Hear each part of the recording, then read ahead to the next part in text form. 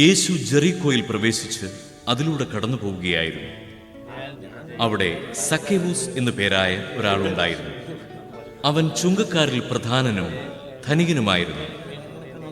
യേശു ആരെന്ന് കാണാൻ അവൻ ആഗ്രഹിച്ചു. പൊക്കം കുറവായിരുന്നതിനാൽ ജനക്കൂട്ടത്തിൽ നിന്നുകൊണ്ട് അത് സാധ്യമായിരുന്നില്ല. യേശുവിനെ കാണാൻ വേണ്ടി അവൻ മുമ്പേ ഓടി ഒരു സിക്കമോർ മരത്തിൽ കയറിയിരുന്നു. യേശു അതിലെയാണ് കടന്നു പോകാനിരുന്നത്.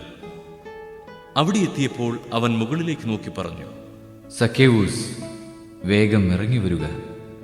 ഇന്ന് എനിക്ക് നിന്റെ വീട്ടിൽ താമസിക്കേണ്ടിയിരിക്കുന്നു.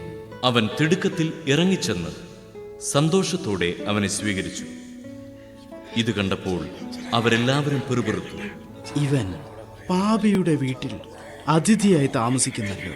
സക്കേവൂസ് എഴുന്നേറ്റ് പറഞ്ഞു, കർത്താവേ, ഇതാ എൻ്റെ സ്വത്തിൽ പകുതി ഞാൻ ദരിദ്രർക്ക് കൊടുക്കുന്നു. ആരുടെയെങ്കിലും വക വഞ്ചിച്ചെടുത്തിട്ടുണ്ടെങ്കിൽ 4 ഇരട്ടിയായി തിരിച്ചു കൊടുക്കുന്നു. യേശു അവനോട് പറഞ്ഞു, ഇന്ന് ഈ ഭവനത്തിന് രക്ഷ ലഭിച്ചിരിക്കുന്നു. ഇവനും അബ്രാഹത്തിന്റെ പുത്രനാണ്. നഷ്ടപ്പെട്ടു പോയതിനെ കണ്ടെത്തി രക്ഷിക്കാനാണ് മനുഷ്യപുത്രൻ വന്നിരിക്കുന്നത്.